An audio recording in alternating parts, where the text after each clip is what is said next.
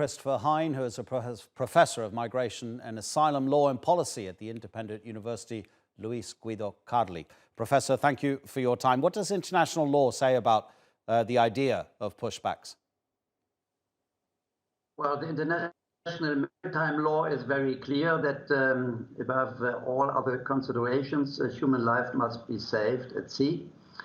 Any situation of distress at sea requires intervention of the nearby vessels, whether official or police or border guard vessels, commercial ships, or non-governmental ships meant for safeguarding people in distress in the sea. So there is no exception to this rule, and as far as British boats, patrol boats, see any boat with migrants and refugees in distress, they are bound to intervene and not allowed just to push back people into a more dangerous situation. Could this happen as a unilateral action by the British government? There's a member of the Immigration Services Union in the UK. Her name is Lucy Morton.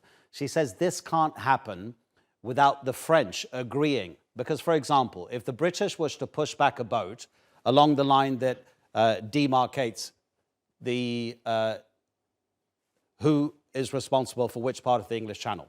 So if a boat is pushed back from the British part of the English Channel into the French part, would it then become incumbent under international law for the French to actually save the people in that vessel and bring them back to France?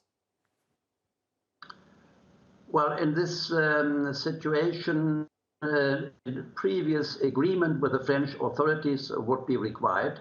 You cannot just push back people to the territorial waters of another state without prior consent.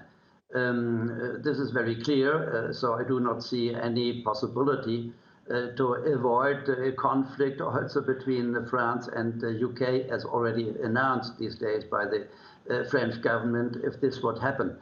But to say, after all, maybe this action will not really be implemented or not fully implemented. The real tactic behind is the deterrent factor, to warn the migrants and refugees to disembark, to embark from the French coast and to cross over the channel.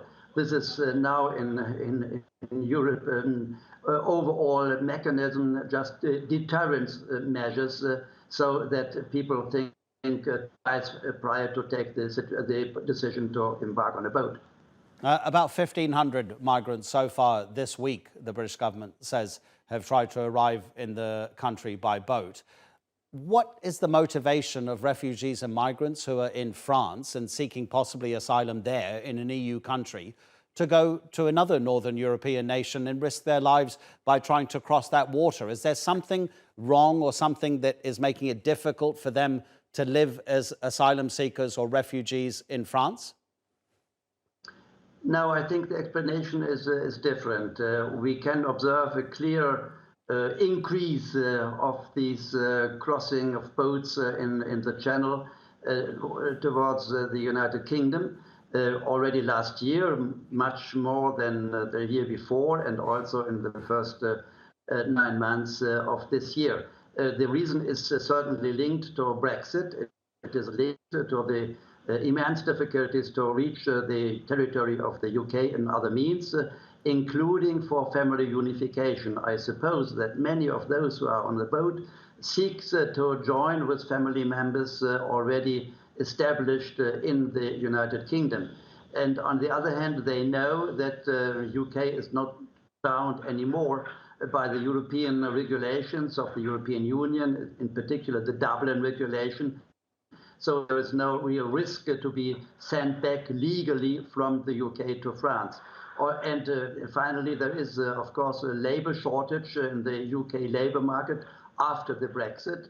And people know it and have the expectation that it may be easier to find a job in the United Kingdom. Sorry, Professor, just clear up one thing for me very quickly. That Dublin Agreement, is that the one which says that asylum seekers have to seek asylum in the first EU territory they arrive? Is that what you're saying, because the UK is not a member of the EU anymore, that these asylum seekers, having sought asylum in France, feel that they can go to the UK? Is that right?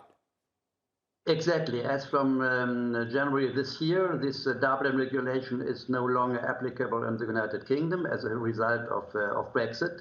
And it is not just only because of attribution of the responsibility for asylum seekers to the first country of asylum, but it includes also clauses on family unification. So it would make it easier to reach legally the United Kingdom and family members there. This is another motivation that may stimulate people to take this dangerous journey over the Channel. Really appreciate it, Professor. Thank you so much indeed. That's Christopher Hein in Rome.